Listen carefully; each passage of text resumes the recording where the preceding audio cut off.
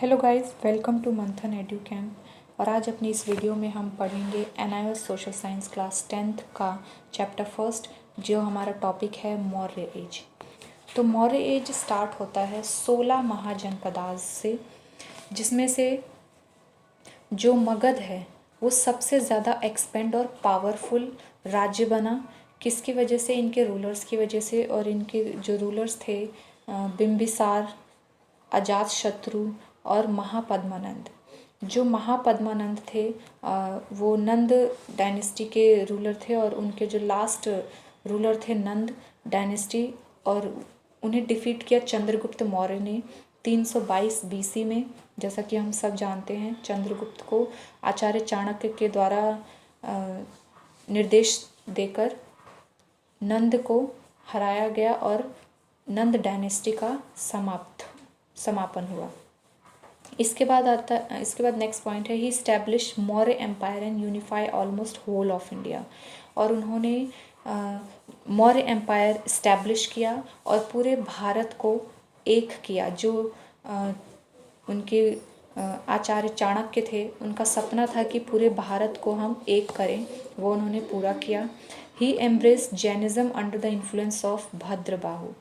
और उन्होंने फिर जैनिज्म धर्म को आगे बढ़ाया भद्रबाहु से इन्फ्लुएंस होकर। और फिर आगे चलकर चंद्रगुप्त की डेथ हो गई श्रवणबेलगोला, जो मैसूर के आसपास है। उसके बाद उनके जो सक्सेसर बने, उनके पुत्र बिंदुसार, जो चंद्रगुप्त के पुत्र थे बिंदुसार, वो नए राजा बने, और जिन्हें मित्रघाट भी कहा जाता है, स्लेयर ऑफ एनिमीज, जिसका मतलब होता है शत्रुनाशक। He also contact with Antiochus first, और वो एंटियोकस फर्स्ट के कॉन्टैक्ट में भी उनका कॉन्टैक्ट था। The Greek ruler of West Asia, जो वेस्ट एशिया के ग्रीक के रूलर थे। It appears from Buddhist literature that after the death of Bindusara fight for throne in his sons. और ये बुद्धिस्ट लिटरेचर से हमें पता चलता है कि बिंदुसार की डेथ के बाद उनकी गद्दी पाने के लिए उनके बेटों में युद्ध हुआ, में फाइट हुई, और Ashoka emerge victorious in war successor. और जो अशोक थे, उन्होंने बहुत सारे वॉर्स जीते और उन्हें मगध की गद्दी हासिल हुई।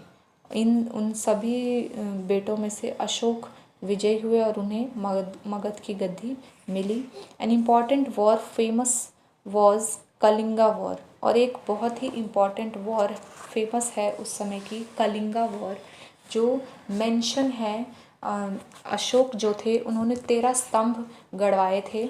जो उनके 13th स्तंभ है, 13वां स्तंभ है, इस वॉर के बारे में उस पर लिखा गया है, उसका वर्णन है। इसके बाद है कि Ashok embraced Buddhism and gave up war. फिर उसके बाद जो अशोक थे, उन्होंने बुद्धिज़्म को अपना लिया और वॉर करना उन्होंने छोड़ दिया, मतलब लड़ाई उन्होंने छोड़ दी। He did welfare for his subjects.